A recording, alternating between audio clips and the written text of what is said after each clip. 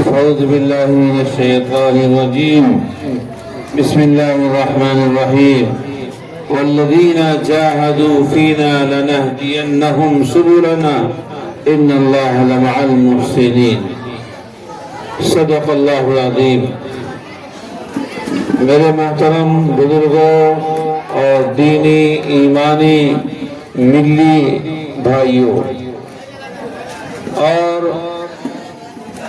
الحکمہ school کے تمام طلباء اور طالبات اور یہاں کے اساتذہ کرام، میں آپ حضرات سے ایک درخواست کرتا ہوں کہ جو لوگ جہاں کہیں بھی ہوں تھوڑی دیر خاموشی سے بیٹھ جائیں تاکہ کوئی بات سلیقے سے آ جائے. بات نہ کریں آپس میں، اس لیے کہ حقیقت یہ ہے کہ میں الحکمہ اسکول سے بہت ہی گہرا لگاؤ رکھتا ہوں. مجھے بنارس ایک جگہ بہت ہی اہم پروگرام کے تحت جانا تھا اور شریک ہونا تھا، اور میں گیا، لیکن پھر اس پروگرام کی اہمیت کے پیش نظر پھر میں واپس آیا کہ کسی طریقے سے اس میں شرکت ہو جائے. اس لیے آپ حضرات تھوڑی دیر غور سے باتیں سنیں تاکہ آپ کچھ لے کر کے جائیے. یہ آزادی کی تاریخ جو ہے بہت ہی دردناک تاریخ ہے. آزادی کی تاریخ شروع کہاں سے ہوتی ہے؟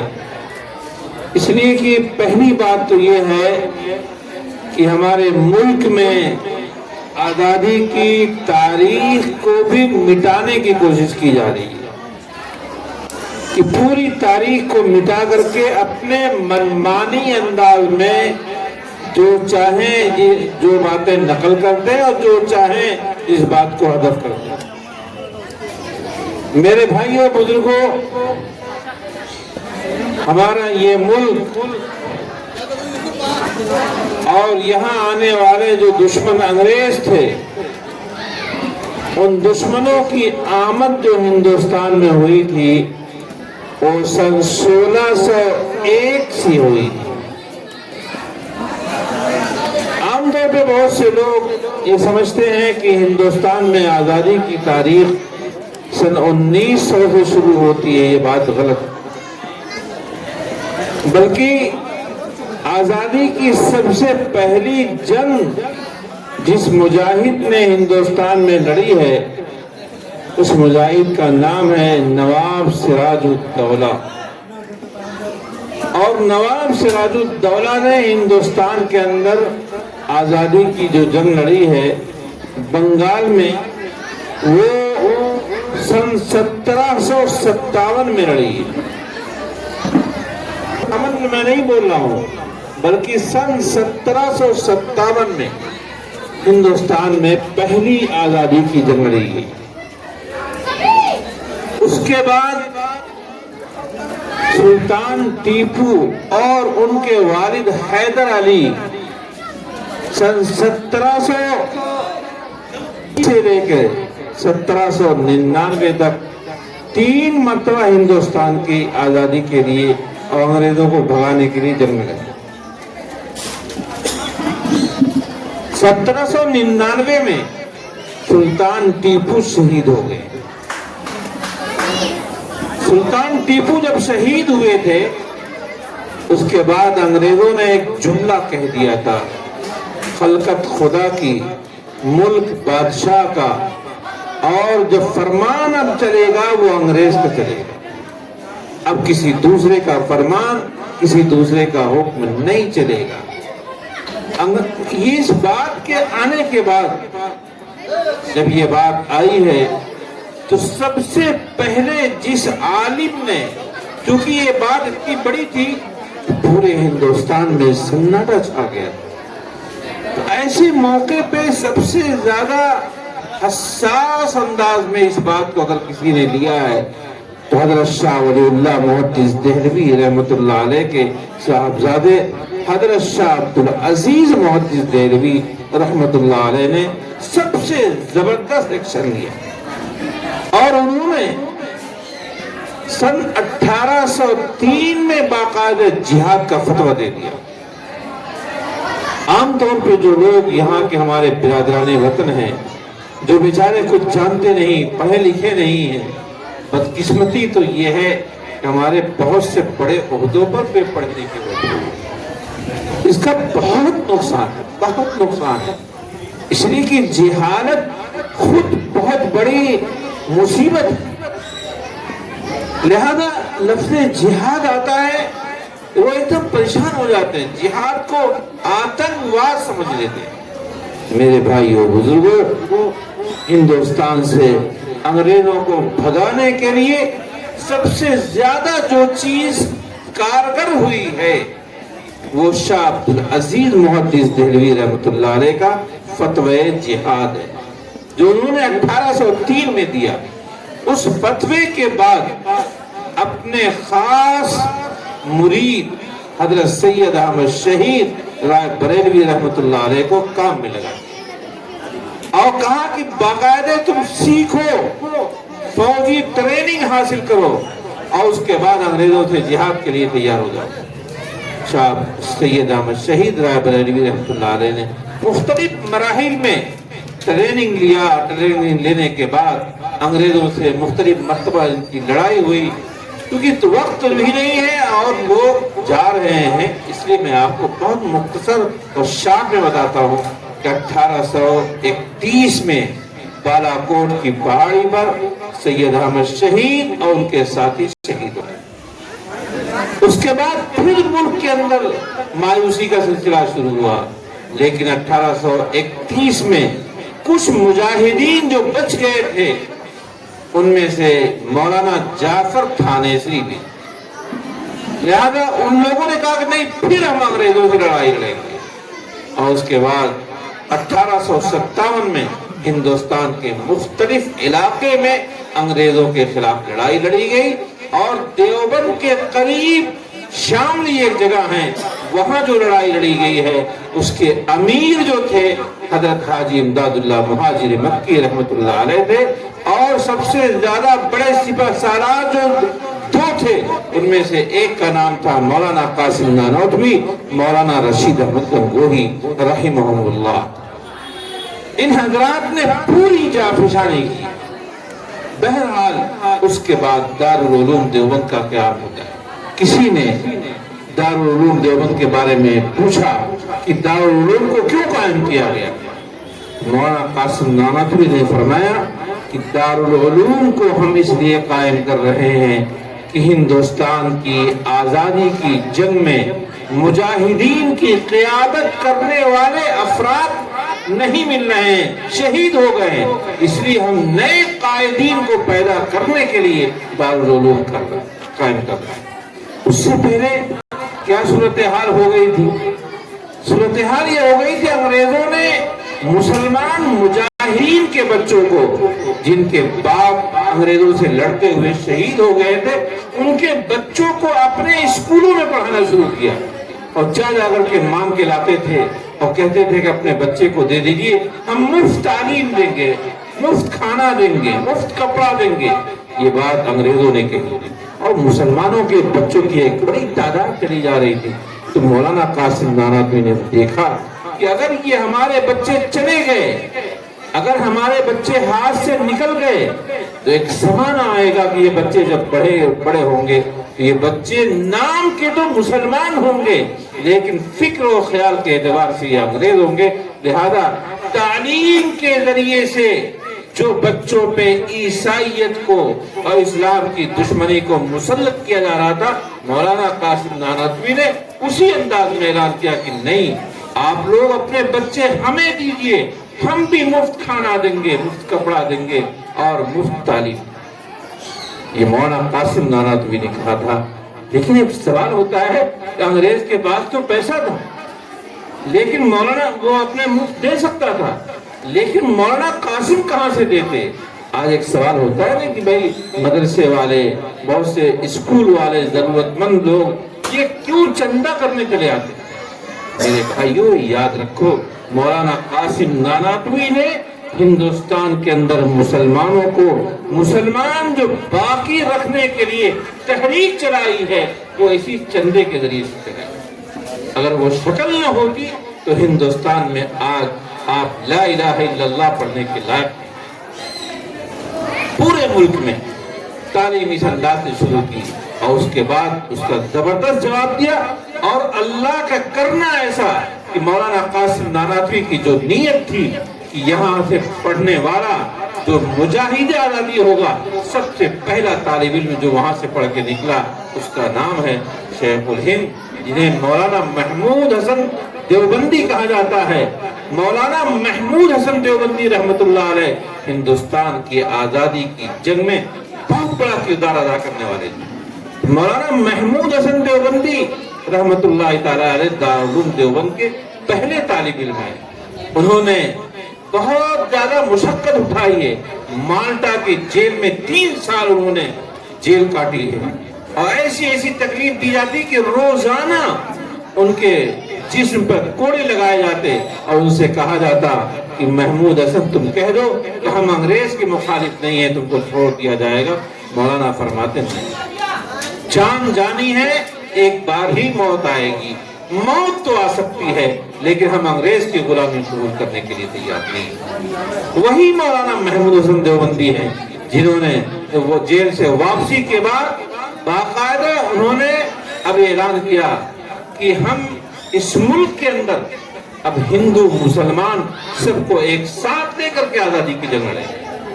لہذا 1919 میں مولانا جو ہے مالٹا سے واپس آئے ہیں اور 1919 میں ہی انہوں نے باقاعدہ طور پہ جو ہے اعلان کر دیا اور گاندھی جی کو ساتھ لیا.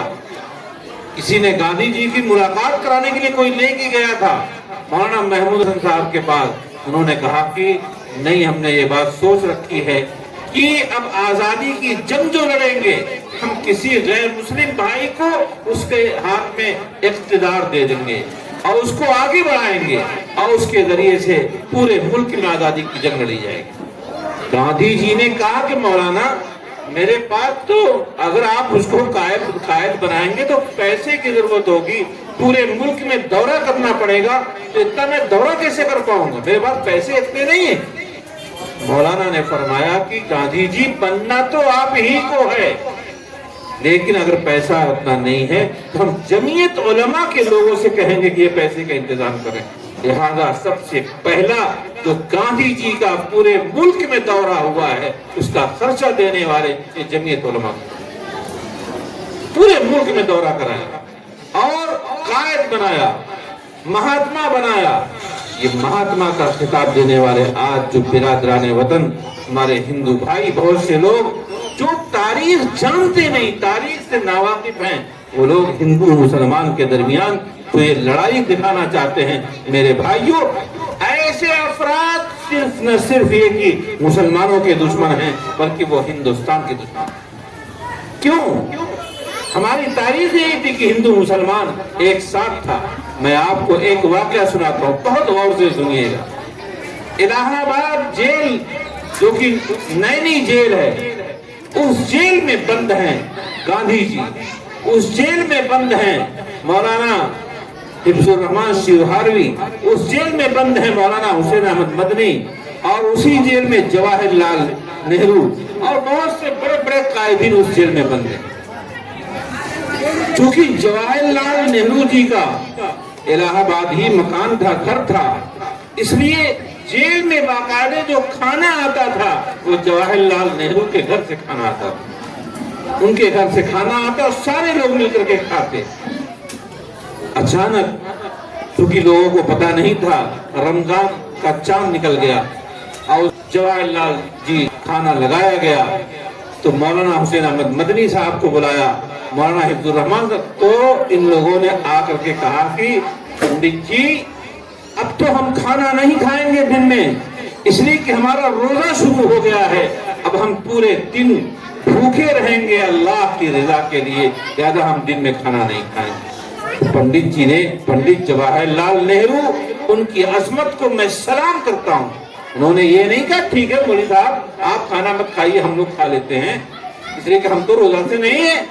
पंडित जी ने अपने नौकर को बुलाया, कहा कि ऐसा है कि ये खाना ले करके जाओ, वापस करो घर, और घर वालों से कह दो कि जब तक हमारे ये मुसलमान भाई रोजा रखेंगे हम भी दिन में खाना नहीं खाएंगे। हिंदू और मुसलमान से मोहब्बत का तरीका ये था मेरे भाइयों बुजुर्गों। यही वजह थी कि हिंदू और मुसलमान एक साथ मिल करके, और मैं तो आपको बताता हूं कि हमारा पड़ोसी जो मुल्क बना है उस मुल्क की मुखालफत करने में मुसलमान जितना झेले हैं कोई दूसरा नहीं झेला है। जितनी तकलीफें मुसलमानों ने उठाई, मैं आपको बताऊं, मौलाना सैयद हुसैन अहमद मदनी रहमतुल्लाह तआला अलैह, उन्होंने भी ऐलान किया था कि हम पाकिस्तान नहीं देखना चाहते हैं। जमीयत उलमा ने सबने ऐलान किया कि पूरा मुल्क हिंदुस्तान एक साथ रहेगा, हम नहीं देखना चाहते हैं। उसके बदले में उनको क्या मिला था मालूम है? रेल ट्रेन से जा रहे थे, एक स्टेशन पे बाकायदा उन लोगों को पता चल गया कि जो बनाने वाले थे वो गए और स्टेशन पे मौलाना का कॉलर खींच करके नीचे उतारे, उनके चेहरे पे थप्पड़ मारा, उनके चेहरे पे थूक दिया, कहा कि तुम लोग कौम के दुश्मन हो। मौलाना हुसैन अहमद मदनी रहमतुल्लाह अलैह उस जमाने में भी बहुत बड़ी शख्सियत का नाम था। वो दारुल उलूम देवबंद के सदर मुदर्रिस और दारुल उलूम देवबंद के शेखुल हदीस थे। इतना बड़ा आलिम और उसके चेहरे पे थूका जा रहा है, लेकिन मौलाना ने फरमाया तुम इससे बड़ी भी सजा दे सकते हो, लेकिन मैं उस मुल्क को नहीं मानता, मैं तस्लीम नहीं करता। मेरे भाई और बुजुर्गों, हम हिंदुस्तान के अंदर हर दौर में मोहब्बत, अमन, प्यार चाहते हैं। इस मुल्क में लड़ाई नहीं चाहते हैं। जो लड़ाई करे, जो किसी भाई के ऊपर हाथ उठाए, चाहे हिंदू हो या मुसलमान हो, ऐसा करने वाला सिर्फ अपनी कौम, अब दूसरे कौम का गद्दार नहीं, इस मुल्क का गद्दार। इसलिए कि ये मोहब्बत का मुल्क है, अमन का मुल्क है, ऐसा मुल्क जिसमें हमको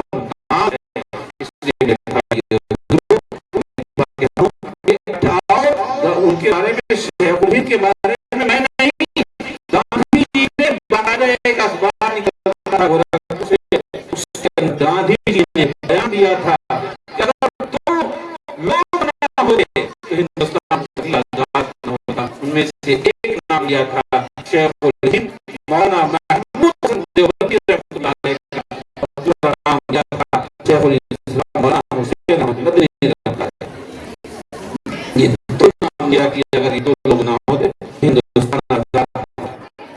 ऐसे ऐसी मुसीबतें मेरे भाइयों कलेजा मुंह है, लेकिन नफरत का माहौल पैदा कर रहे हैं। याद रखो, नफरत का माहौल पैदा करोगे मुल्क बर्बाद हो जाएगा। मोहब्बत का माहौल पैदा करो तो मुल्क के अंदर शांति, अमन और अमान कायम हो जाएगा। आपके पड़ोस में, मैं एक तहसील जिम्मेदार आपको आपको बता रहा हूँ कि आपके पड़ोस में अगर कोई हिंदू भाई है और अगर वो भूखा है तो आप पक्के मुसलमान नहीं हैं अगर आप खाना खा करके सो जाएं। नहीं, उस हिंदू भाई की मदद करना आपकी जिम्मेदारी।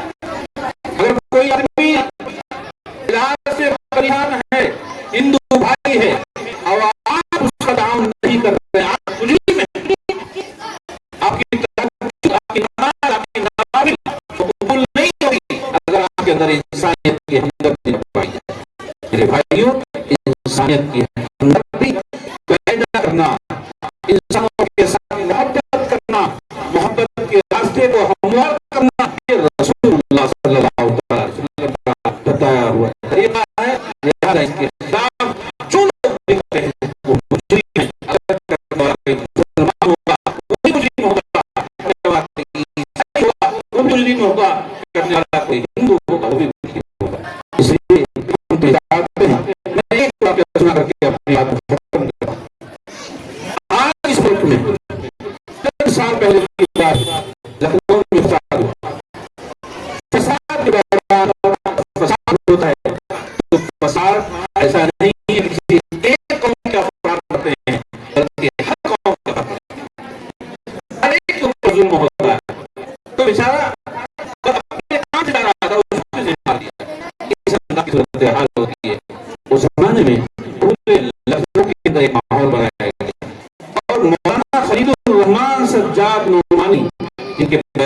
سے لوگ سنے ہوں گے، مولانا سجاد نعمانی بتاتے ہیں کہ ہم لوگوں نے مریضوں کے لیے خون دینے کے لیے، بہت سے مریضوں کو خون دینے کی ضرورت پیش آتی ہے، ایسے موقع پہ ایک ٹیم بنایا، مسلمان نوجوانوں کی ٹیم بنایا کہ خون دیا جائے گا، کوئی بھی مریض ہو، کسی بھی مذہب کا مریض ہو، اور ہر ہاسپٹل میں اپنے گھروں کے موبائل نمبر اور فون نمبر لگا، جو بھی ٹیلی فون کرے گا، چاہے کسی بھی مذہب ماننے والا ہو، جان تو جان ہے، چاہے کسی کی بھی جائے، لہذا اس کا ہم کام کریں گے اور خون دیں گے۔ کہا کہ میرے پاس ایک فون آیا، خود مولانا سجاد صاحب کے گھر فون آیا، اور فون کرنے والے نے کہا کہ مولانا صاحب ہم نے سنا ہے کہ آپ خون دے دیں گے۔ کہا کہ ہاں ٹھیک ہے، میں تو اسی کے لیے بیٹھا ہوں۔ کہا کہ اس نے بتایا کہ میں RSS سے تعلق رکھتا ہوں، میں RSS کی جماعت میں شامل ہوں۔ ہاں آپ اسی جماعت میں شامل، ہم کو اس سے بحث نہیں۔ مولانا اپنی اسکوٹی خون دے کے لیے